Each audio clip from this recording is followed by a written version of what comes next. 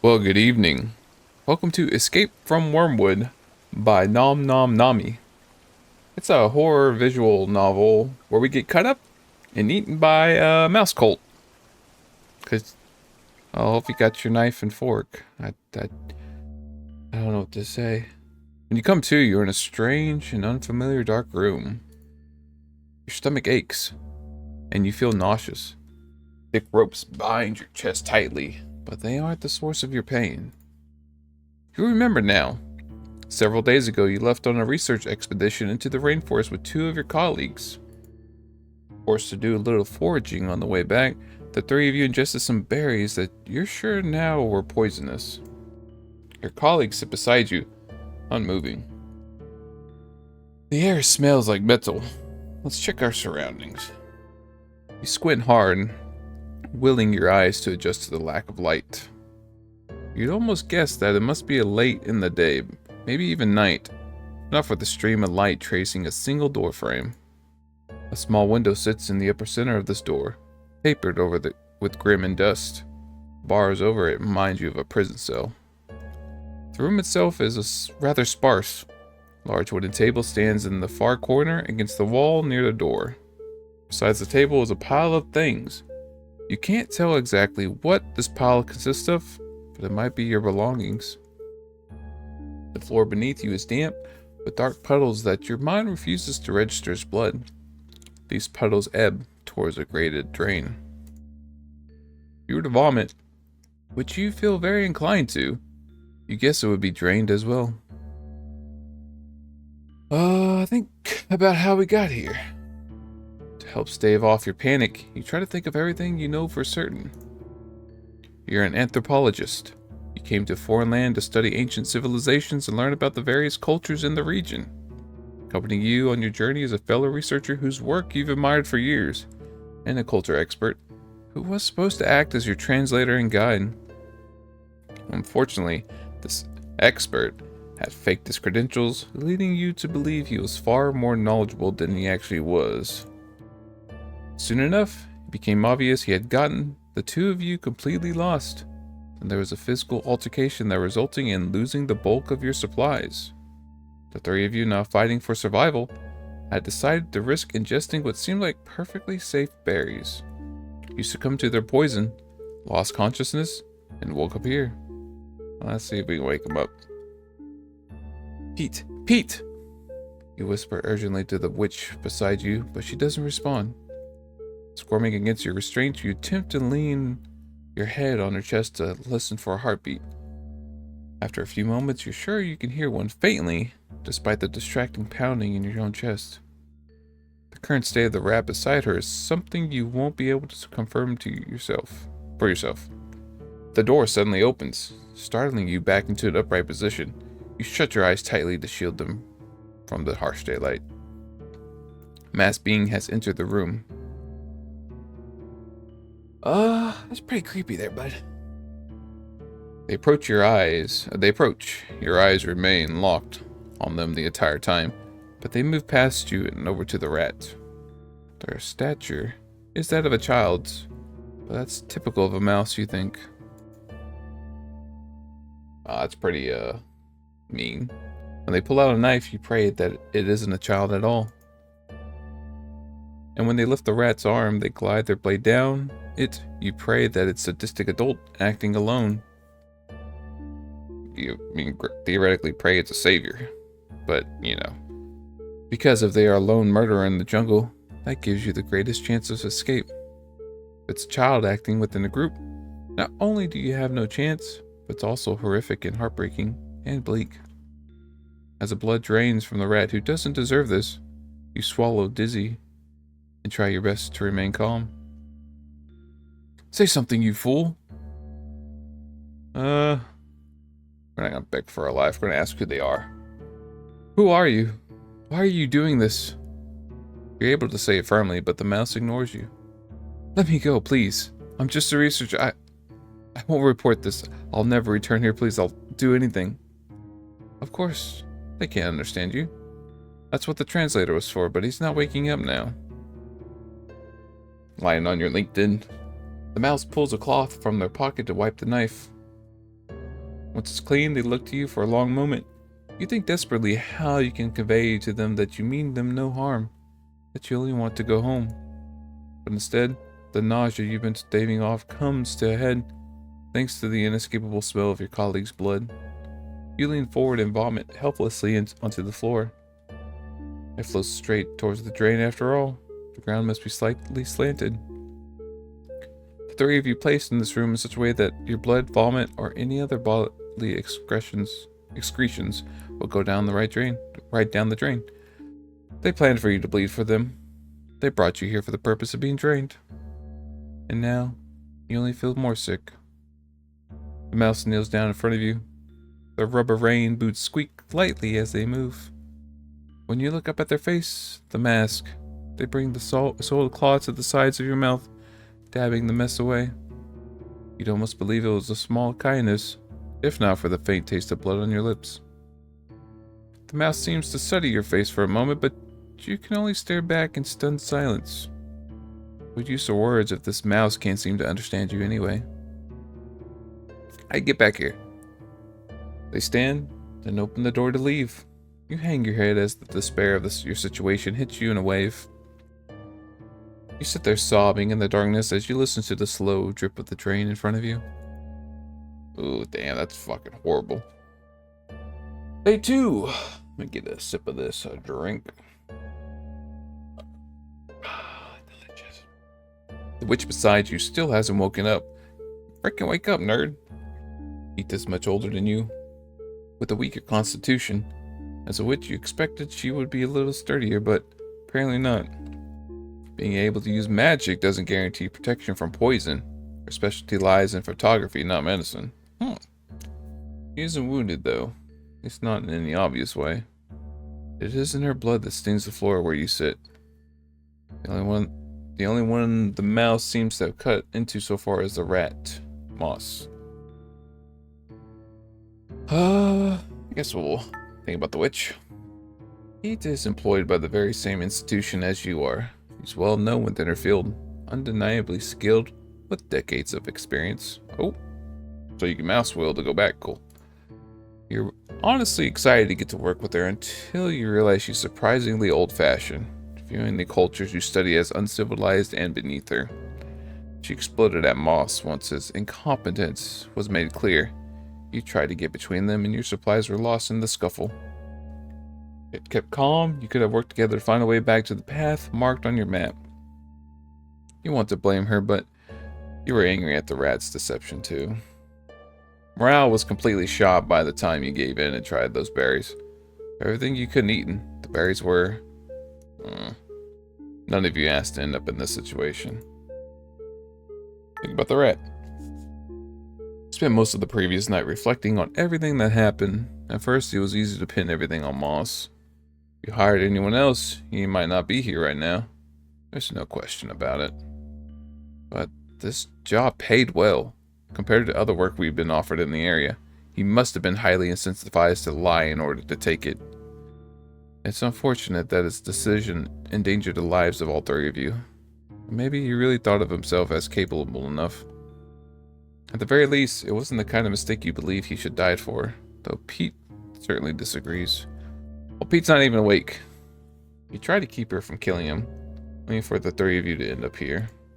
And now he's... You can't think about Moss any longer. Let's think of a way out. You need to think of a way out. It's probably too late for Moss, but if you could just untie yourself and Pete. The ropes refuse to loosen themselves no matter which direction you bend your torso. Without something sharp to cut through the fibers, you'll be stuck like this. You lean your full weight onto Pete again, as you continue to do throughout the night. Pete, please wake up. You hate having to face this alone. Even if this witch were to only offer unpleasant remarks, at this point, you'd accept them with full gratitude. Uh-oh. The door opens again for the first time since yesterday. The sudden sound of heavy rain causes you to jolt, but you remain frozen, lying against Pete's shoulder. The mouse is here again. Is it the same one before? Judging by their stature, you imagine it must be. They walk past you and over to Moss. They pull out the knife again. You can't bring yourself to watch this time. You only wish you could cover your ears. That way you wouldn't have to hear the sounds of flesh and muscle parting, of his blood pouring out from his severed veins and splattering loudly onto the floor. Why are you doing this, please? You cry, but because you can't think of anything else to do. You can't just sit and wait for your turn to be flayed. But you can't move, and the mouse won't listen to you, so you sit there, whimpering, until you hear a loud thud.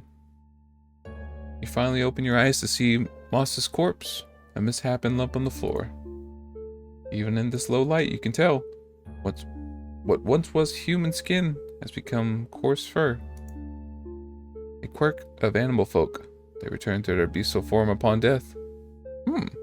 Having forgotten that, you realize he must have been alive and unconscious until now. You panic! Now we're going to remain calm. Your mind is racing, but you shut every single one of those thoughts out in order to survive. Moss is dead, but your position is unchanged. You have to escape. The mouse begins dragging the larger rat's body across the room, inch by inch.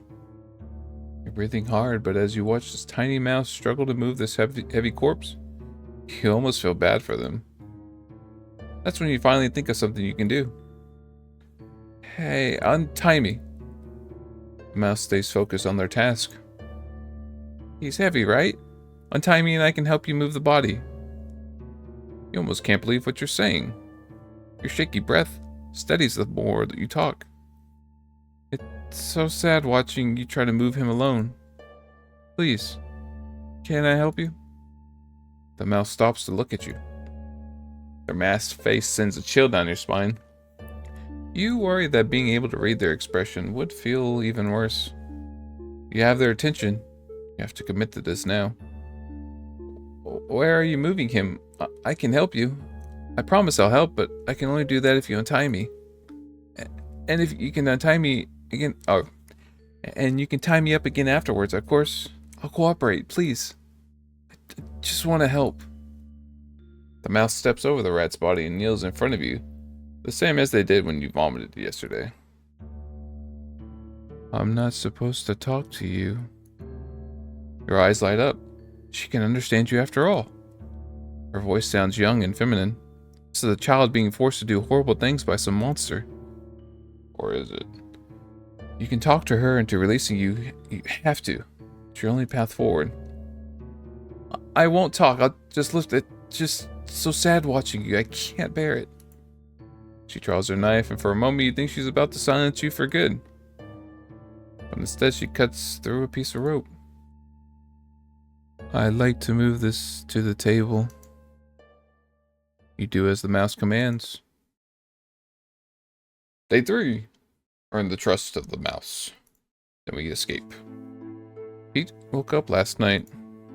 You filled her in on everything that happened. Moss's death, your masked captor. You left out the part where you convinced the mouse to untie you. You pretend she didn't say a word to you. You hadn't said anything more to her either. You even let her tie you up again in the end as promised. Pete would only scorn you for not putting up more of a fight if she knew. Although she's still rather delirious and weak, she ate the largest share of the berries. Now that you think of it, you don't know how much she'll fight back, or if she'll be able to help you at all. Let's talk to her. Pete, are you still awake? Yes. The level of annoyance in her voice is very higher than usual. You imagine she's in a lot of pain. We should try to come up with a solid escape plan, don't you think? That's what I've been thinking of ever since waking up. Do not interrupt me again if you want to live. Doesn't seem like she's willing to coordinate with you. That's fine.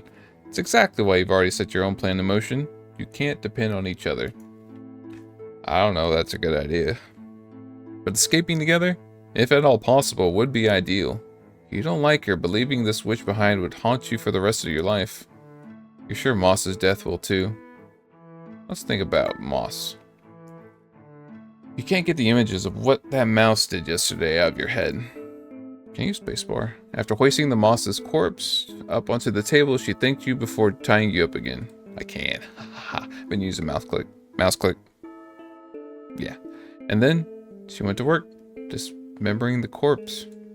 Completely terrified, you try to keep your eyes to the floor, but that didn't save you from the slapping sounds of the meat chunks being stacked high into a pile.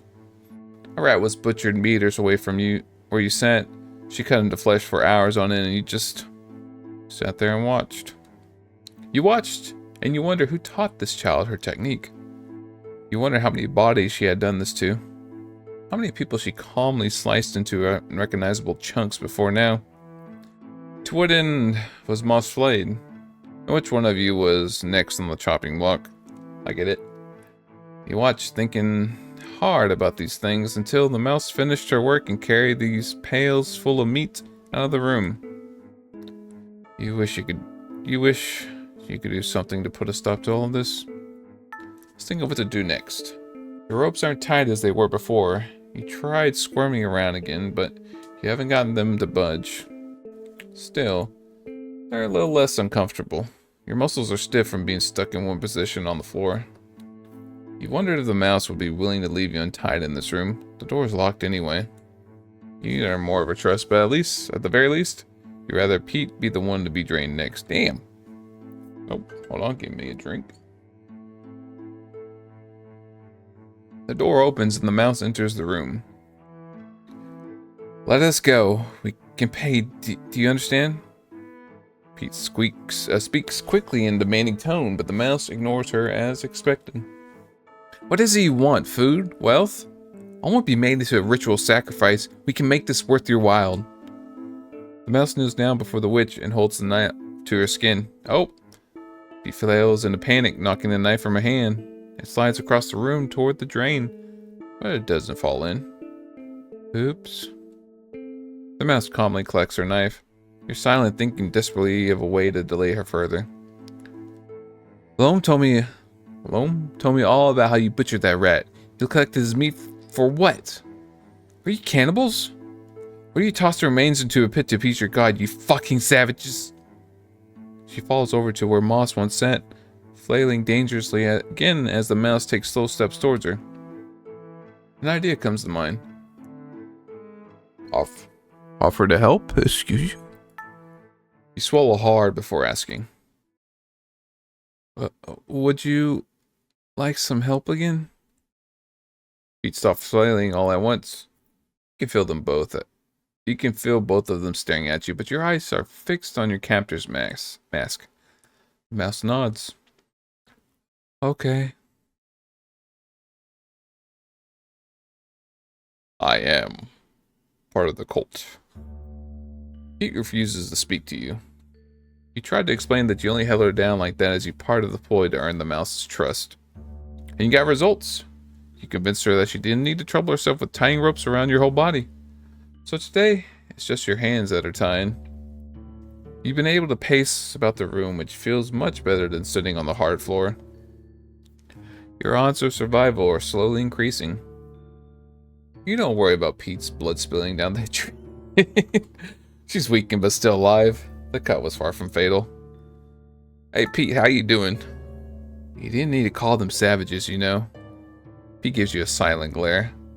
It's offensive. If there were city mice, you'd call them murderers, right? So just say murderers. You are for once relieved to hear a voice. Yes? I do not need your lecture on political correctness, but I am bleeding out because of you. You pursed your lips. Sorry. Let's search the room. Though you can't do much with your hands tied behind your back, you were able to confirm a few things about this room. 1. There is no way out. The door is locked, the small window in the upper center of it is barred, and there doesn't seem to be any other exit. 2. The pile of things next to your table does indeed contain your belongings. You thought as much on the first day you woke up here, and you're happy to learn they weren't thrown out or being stored somewhere you wouldn't be able to recover them. You weren't able to open your bag on your own. You're too afraid to move anything too far out of its place. If only your hands were untied. You could dig through your belongings to find something sharp to use as, well, a means of escape.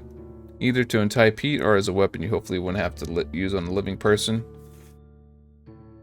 Unfortunately, you might have to find one. What to do next?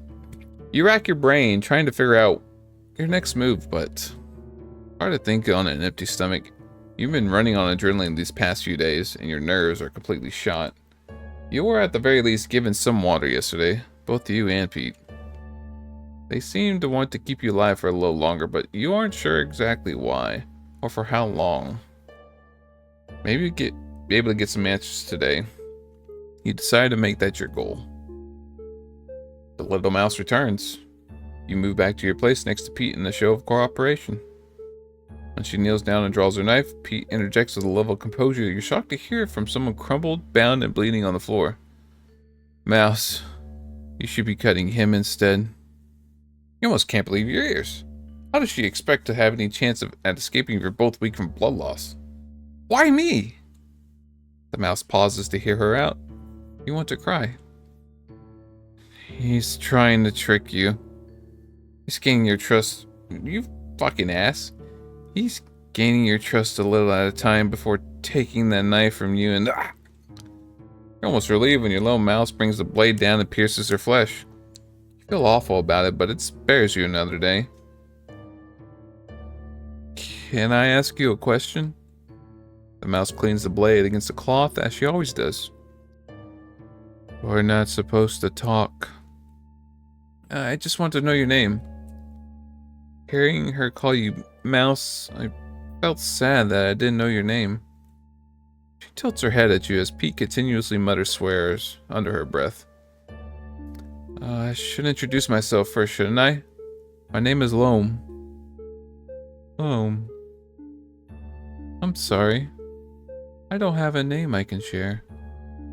She stands to leave. Is there something I can call you? Something other than Mouse? He moans in agony, but you don't let her distract you. You need to keep building trust, or else you'll both be killed. The mouse stares at you for a long time while turning around. I don't know. She opens the door, letting in the roar of heavy rainfall. I'll think of something for you. You yell at her as the door closes. You hope she thinks about it too. Man, fuck you, Pete. I'm trying to get us out of here. Even though I'm kind of betraying you in a sense, but still, it's like one of those things where you die, or we both die, or I die. Like, you know, every man, rat, mouse for themselves. Pete isn't speaking to you again. But this time, it's because she hasn't seemed to regain consciousness. Her body is alarmingly cold, but you think she still has a pulse. She isn't dead just yet. But you don't think you'll be able to escape with her anymore. You already counting on her to begin with, but it would have been nice to not be alone. You sigh. Your stomach is tearing itself apart with hunger. Let's talk to Pete. You know, you address the unconscious witch, well aware that she won't respond. I think you're more guilty for where we've ended up. Only been making the best of a bad situation. You understand that, right? I'm not some monster who wished for you to die. Her silence pains you as you try to put her out of your mind. Stretch her legs. Stretching is important. You begin pacing around the room. You can't let your muscles atrophy. You can't let your muscles atrophy before you can make a run for it. There isn't much space to walk around though, and the more you move, the hungrier you feel. You look down at Pete. Her eyes are still closed. She almost looks peaceful. Yeah, let's think about names. A name for the faceless mouse. No, she isn't faceless, only masked. The group she's working for, the one that tells her not to talk to you, the one keeping her nameless and anonymized. That group is keeping her personhood from her. By giving her a name, you can work toward removing that mask. The door opens again. Each time it does, you brace yourself for a new mouse, a stranger to walk through the door. You brace yourself for your strategy to be completely overturned, for your progress to be reset, and to feel overcome with despair as the stranger drives their blade deep into your flesh. To be cut into pieces, bones discarded, and carried out in metal pails just like moss. But you can tell it's her again. The mouse who will help you escape this place. Her hood and boots... God dang, I can't talk right now. I've been talking a lot. Her hood and boots are drenched with rain. She doesn't bother to shake any of it off. Instead, she looks right at you and makes a small sound like she's smiling under the mask. It's how you want to be greeted. So it's what you imagine sound must have been. You smile back. Forgive me for speaking, but I've still been thinking of what to call you. I don't know what kind of things you like, so I mean, if I give you a name, I think it should be something you like. So what do you think? I do have a name. You pause, blinking twice. Yesterday you said you didn't, so I'm sorry to have jumped to conclusions.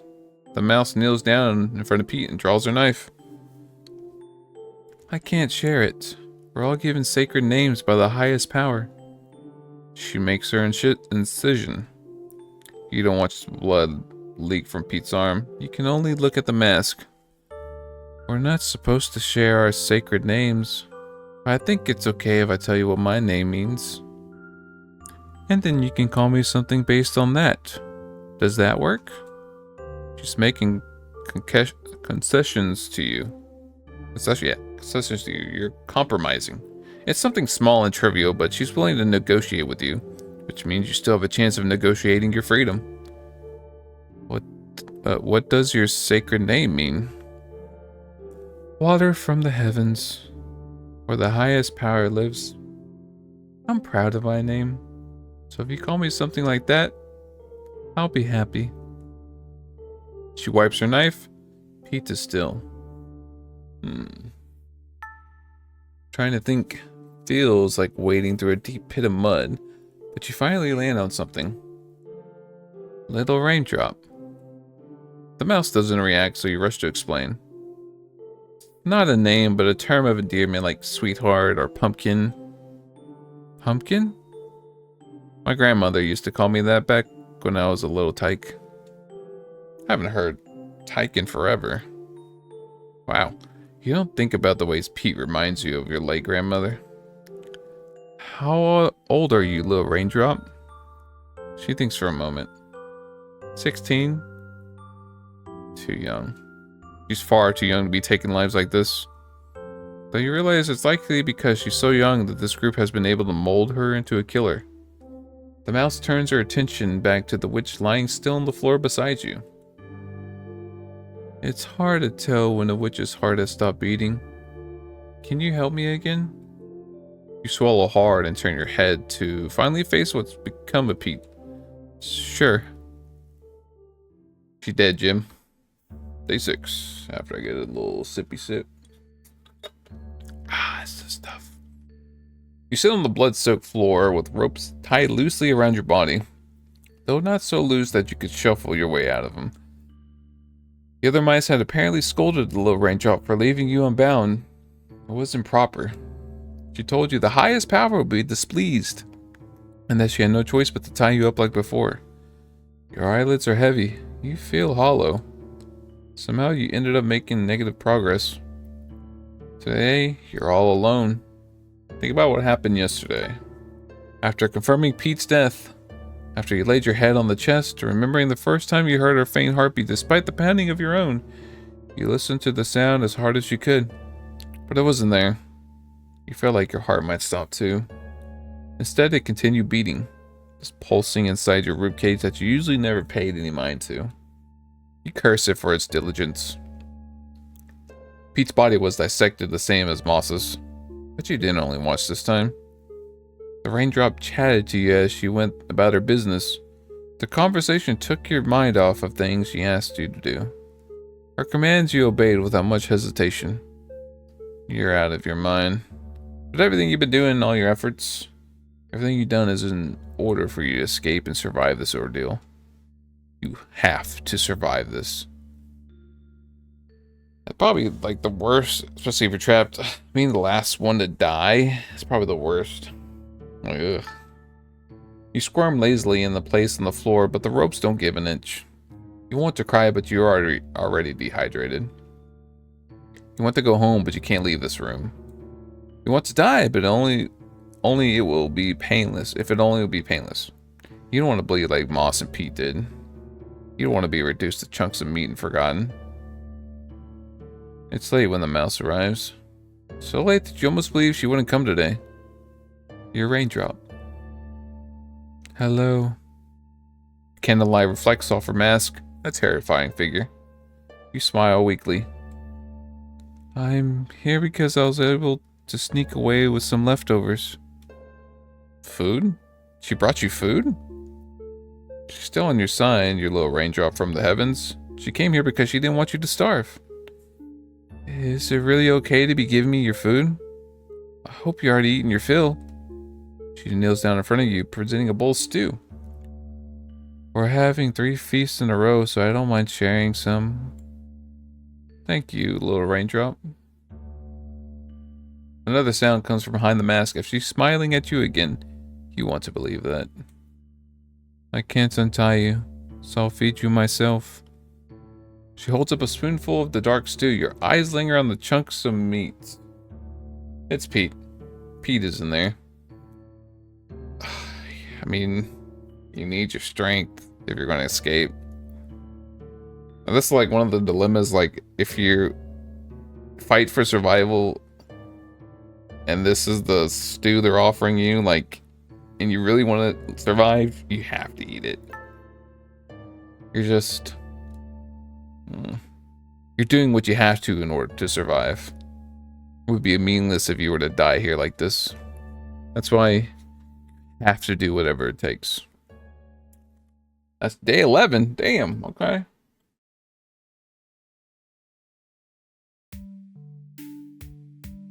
For 5 days, your little raindrop came to visit and made small horizontal incisions across your wrist. They bled as you chatted with her. You continued to chant in order to take your mind off the pain. You think you're probably going to hell. There are all sorts of conceptions of hell in the cultures you've studied, but be they coal, fiery, purgatory, or a realm of eternal punishment, you weren't sure you believed in hell before now, but being faced with your imminent death, you want to believe there must be some kind of afterlife. You can't imagine whatever's next would be peaceful paradise with your family, your ancestors happily waiting there for you.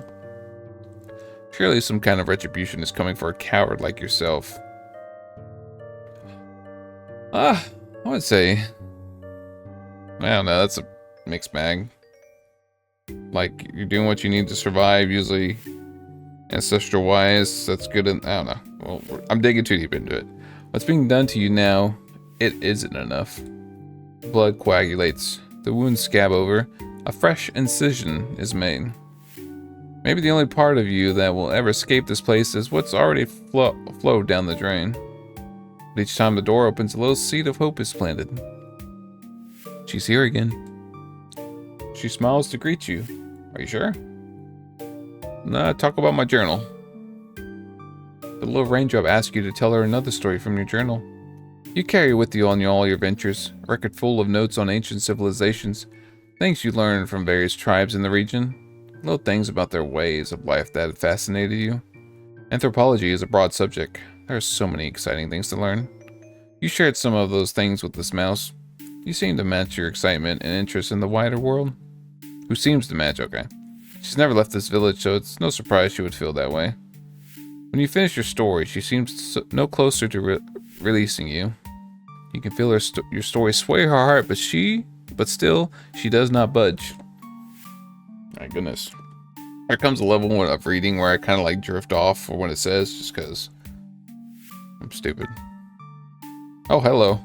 You explain to the little raindrop that you travel here on a research expedition. When she asks about the purpose of your research, you realize Pete's photography would communicate it most clearly, so you had her dig into the witch's backpack to uncover a photo book. Pete was such an unpleasant person to be around, but her talents were unmatched. Seeing her photography again brings you to tears. You have to stop looking. The wraps around your body might be the only thing holding you together. One moment. Alright. Fuck it. Wait, can I save? I'm gonna save here. Asked to be released. You tried to lead the conversation toward your escape many times. You even offered to take the little raindrop with you to show her the world. But there's only so hard you can push. The other mice tell her that the outside world is full of dangers. You try to show her that it is instead full of wonders. Ironically, it is your wanderlust that has landed you in danger. But that doesn't have to be the truth for this mouse. She doesn't have the courage to flee, and you fear you no longer have the strength. So you admit defeat.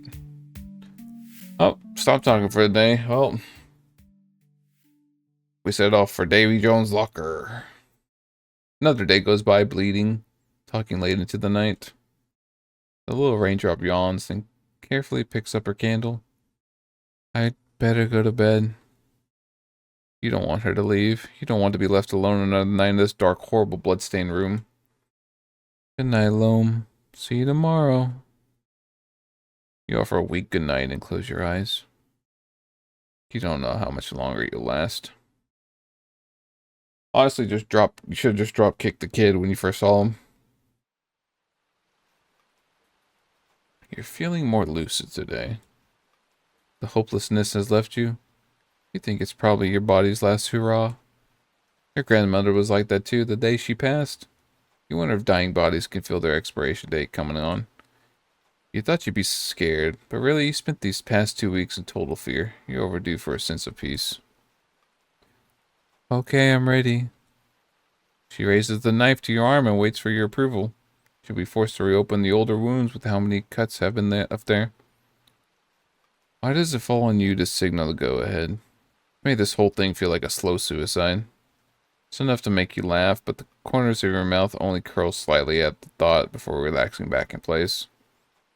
In the end, you give her a nod and she cuts, and you bleed. You're so cold, but you don't even have the energy to shiver.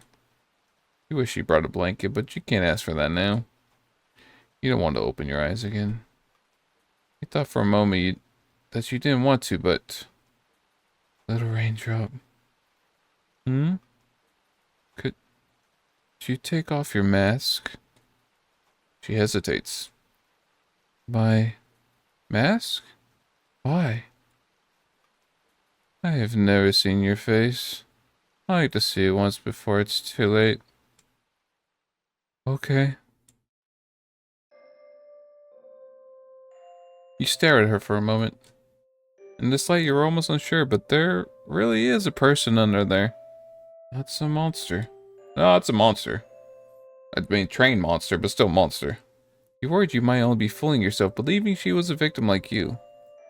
She's still a child. A child whose view of the world has been warped in such a way that brings harm to others. She can't see the damage she's done. She hasn't had a chance to comprehend it before being put into the situation. Such beautiful round eyes. Oh, your eyes are nice too. You're able to muster a real laugh this time. You have to say more than that. Listen, little raindrop. Once you prepare my body for the feast, we won't be able to talk anymore. That's okay. The feast is what's important. It's a great honor to be offered by the highest power. You were chosen. There wasn't enough time. You couldn't get through to her. There's never going to be a way to untangle those immoral beliefs of hers overnight. But if you leave it like this, she may never break free from them. You use all that's left of your strength to lean forward, letting your head fall in her lap. Please learn everything you can about the world, little raindrop. This highest power of yours isn't the only power that exists. It isn't the only way. She doesn't say anything. You continue. I'm sorry I've only said things you must sound like sacrilege to you, but I hope you can understand it one day. Come to understand it and escape this place. That is my wish for you. You close your eyes again. You pray to every power you can think of to please let this mouse escape. Part 1 to end.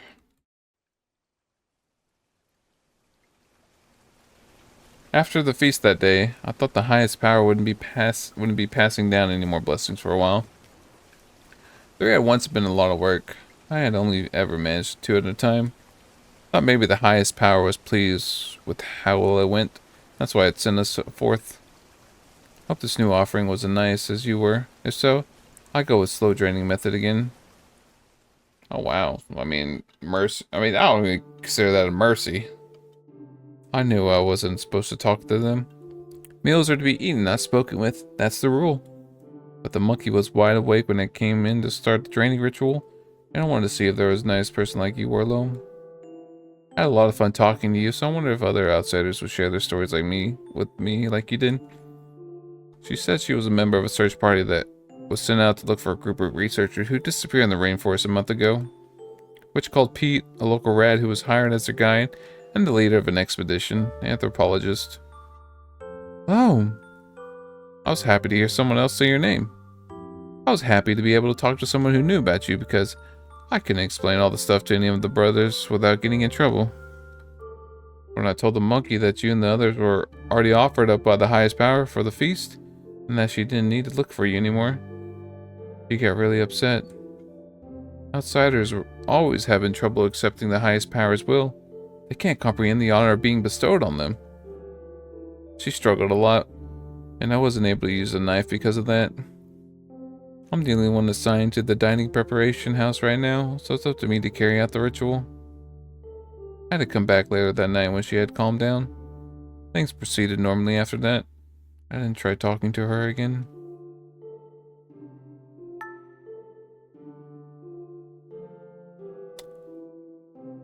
Hey, be gone, cat. I wish you stopped cutting me. Your words made me hesitate back then. You were always doing me favors, so for a moment, I wanted to do as you ask. I shook my head. I have to do it. Who's telling you that you have to do this, little raindrop? Well, it's in preparation for the feast. I have to follow the steps. Even if what you're doing is wrong? Kept saying things like that, and I didn't like how it made me feel, so I rejected it. It isn't wrong. I'm doing it properly. I wiped the knife clean, and when I looked back at you, you had such a sad expression. Killing people, cutting them up like this, it's always wrong. There's no justification that you could ever make it right. You know why? I knew I couldn't trust anything outsiders had to say, but I was curious to hear your reason. So I asked. Why? Cat, I am reading a novel. Kitty, kitty. What are you doing anyway, huh? Because life is precious. Each one of us is giving only one life, and when it ends, that person is gone forever. It's a loss you can never get back, not even with magic. That's why you mustn't do things that end others' lives. It's wrong because it takes something away from this world that can never be returned. Oh, I actually like that. God damn, that's a good quote.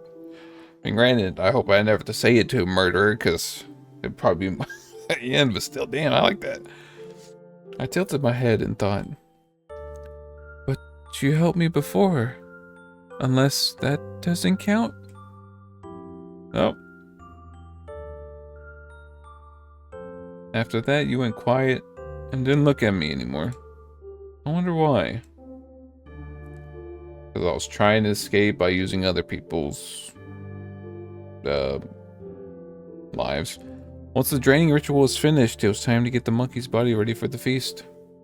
I had trouble moving it like usual, but I wanted to ask for help. The dining preparation is my responsibility, so brothers aren't allowed to enter the house. I tried to move the bodies even though they're heavy because it's easier to work at the table. Hi, cat. Tried to move the bodies even though they're heavy because it's easier to work at the table. I've been doing this since I was 13, so I have a system. Usually I'll move them in a piece at a time, but it's messy to do the cutting on the floor, so I end up doing bigger pieces. When you offered to help, I thought it was lucky because it would save me a lot of time and energy. Let me focus on the next step. And I even felt refreshed by the end of it. Mercy from the highest power. Who knew I had these I had 3 feasts to help prepare. But you're not here anymore. I wouldn't have any help when I had to move you in. When I realized that, I felt a little sad. Every offering from then on, I'd have to go back to moving all on my own. Thinking of it as another trial from the highest power sort of helped to ease my mind, though. After finishing my work, I stood outside in the rain and gazed up at the sky. No one would call me a little raindrop anymore.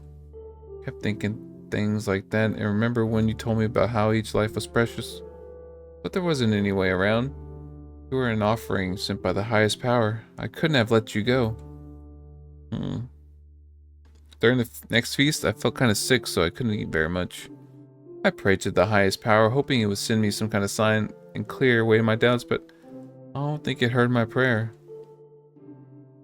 My brothers encouraged me to keep praying and told me I would feel better soon. So that's what I did. Until I stopped. The next time an offering was sent, I couldn't bring myself to drive the knife into their body. I've been reading your journal a lot and kept thinking about everything you wrote in there. We aren't supposed to read books the highest power doesn't approve of, but I figured a handwritten journal doesn't really count as a book, so it was okay. But the more I read, I just felt so sad that I couldn't ask you to explain things to me because you were gone. I felt sad that I was already starting to forget the things you did explain, the stories you have told that weren't written in the journal. And since I felt stuck and couldn't do more work like usual, I ended up untying the ropes. I unlocked the door for them, and they ran outside right away. The others caught them, of course, and they were brought back and tied up again. You really dropped the ball this time. The highest power would have been so unhappy with us if we lost the offering. I nodded, feeling ashamed. Oh, no harm done. The feast must go on. They patted me on the back with words of encouragement, but I knew I'd have to return to my work after that. I knew I was going to take another life. I'm not feeling well today. Do you think someone else could do this in my place? You've been saying that a lot lately, but we're all busy with our own task. If you really aren't feeling well today, then don't push yourself. Come back to it tomorrow. Sure, you'll be blessed with a speedy recovery in order to get the job done in time for the feast, brother. We're all counting on you. Okay. I'll rest for the day. I felt guilty for slacking off when everyone else was working so hard. Always been pretty diligent because the highest power smiles upon diligent mice the most. I wanted to be smiled upon. I started to think that the reason I was feeling bad was because I kept bending the rules, but was that what I was doing so wrong? I knew I shouldn't have let an offering go. It was like I was rejecting the highest power's divine will. But when I thought about going through the whole preparation process again, I wanted to run away from it all. Follow the feeling. I mentioned I've been reading your journal a lot, but actually I've been writing in it too. There were a lot of blank pages left over. I hope you don't mind me using them. You didn't get a chance to write anything about my village, so I thought I'd write about what life was like here instead. Each of us has a job to do: farm work, cooking, laundry. The highest power assigns us a sacred task, and the village will prosper as long as the tasks are fulfilled. We wear the same clothes, eat the same things, share the same beds, and put on the same mask. Our masks are a symbol of the highest power. We wear them to reflect its image, so that it knows we are its servants. Questioning the highest power is dangerous because it means we could lose its protection. I want our village to be protected, so I wasn't able to question it before. But your writing and your stories, you help me look at things in a new way. If outsiders don't have the protection of the highest power, then how do all those thriving cities you told me about really exist? Is it possible to live a good life while abandoning our sacred task? I was too afraid to find out, so I picked up the knife and did what I was supposed to do. I don't think I ever told you this, but someone else was assigned to this task before me, an older brother. He was killed and the offering escaped. I was the one the highest power chose to replace him. It was hard work, but I was happy to have a purpose. I was happy to be chosen back then. But now, I think you're right, that life is precious. You're gone and you'll never come back. And it wasn't just you. How much has been lost from the world with every feast? I started to feel worse and worse about taking part in it. I stopped eating the meat, but I couldn't get out of fulfilling my task. Unless I were to go somewhere outside the highest power's reach. One night, I cut a hole in the chain link fence and stepped outside the village for the first time. I looked up past the canopy to the vast, starry sky and felt so small. Thought about the scary stories I've been told. What happens to the mice in the outside world? If I continued beyond that fence, I'd be entering the realm of dangerous predators who would eat a mouse without a second thought. Maybe that's why my village became what it is. A place where instead mice are the ones to feast on others. All while under the protection of the highest power. I stood up on the stars for a long time to see if I'd be able to endure it. And then I retreated back to the safety of my village.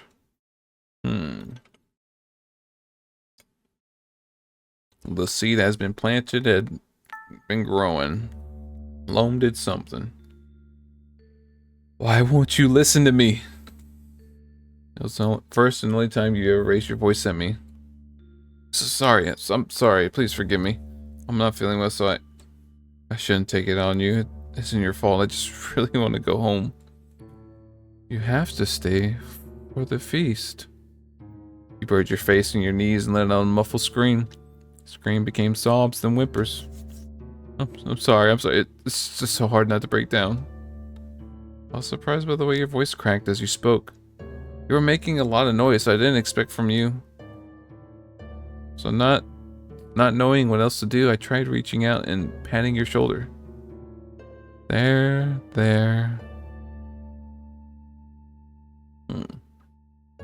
My words worked like a charm. You stopped whimpering. Except, I understand it now. It was an acceptance. It was resignation. You felt resigned to your fate. It was painful having to die, but you knew you couldn't avoid it. So you endured the pain as best as you could, up to the very end. That's what I'm doing now, so I understand, Loam. 2, okay. Damn. I thought about leaving for so long. What always stopped me was, still felt like I didn't know anything about the outside world. If I really ran away, would I sleep? Or where would I sleep? What would I eat? Would anyone protect me? I collected all the information I could. I talked to so many outsiders over the past 2 years. And when I could get away with it, I'd bring them to the hole I made in the fence and push them through. I turned away more and more of those so-called offerings from the highest power. But I was never punished for it. I don't think the highest power really cares anymore, if it ever did to begin with. Something new that occurred to me was leaving meant I wouldn't be able to help anyone else escape. Both the outsiders that get drawn in for the feast and my brothers. My sacred task would be reassigned to the next available mouse. But I realized if I kept worrying about that, I'd be trapped here, continuing to take the lives of others until the day I died. You didn't want that for me, did you, Loam? This way, quickly. The last person I helped escape was a wolf. I never met a wolf before. Their smile filled me with kindness. Remind me of yours. It's not often that people give someone like me a warm welcome. It was nice while it lasted. I couldn't tell they understood what the feast was. They seemed pretty naive, but here they were traveling the world despite that. You've been to so many places, haven't you? I've always thought about going far away, but I've been too scared. Although, if someone like you managed to survive, I could probably. Someone like me? Am I getting picked on? Sorry, thanks. Because of you, I feel I can go far too. I gathered my courage while I waited for nightfall. With a small bag of supplies and your journal in hand, I faced the same exit that I pushed so many outsiders through. Felt so certain, but it was time. Escape. So past the fence as quietly as I could and made my way into the rainforest. I used the map you had tucked inside your journal. My village wasn't marked on there, but I knew I'd be able to find my way. I'll travel far, far away from this place and I'll meet all sorts of people and learn all sorts of new and wonderful things. I'll record everything I can in the journal for you, and I won't have to hurt anyone ever again. I'll be an outsider too from now on. I discarded my mask, ran as fast as I could, and thought about what name I'll ask to be called from now on. Oh shit! That was touching at the end. I'm surprised that Loam died though. I thought he was actually going to escape. But yeah, that was Escape from Wormwood. And the little mouse did. Hopefully he has a good life, but you're gonna need some therapy there, kid. Like a lot of fucking therapy. Cause god damn. Yeah, that was really nice. I actually enjoyed that story. It's kind of, to me, just one of those things where you don't know the impact of something you say to someone, and you might never know.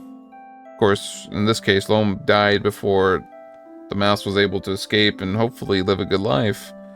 But yeah, good job, Dev. I like this. I don't really do visual novels. I'm kind of glad I just did this one. You did say it was like a same world based on another one, which I probably won't play since it's not horror based. But yeah, I did like the, I guess, the aspects of the game, the world building you did. That was really well done.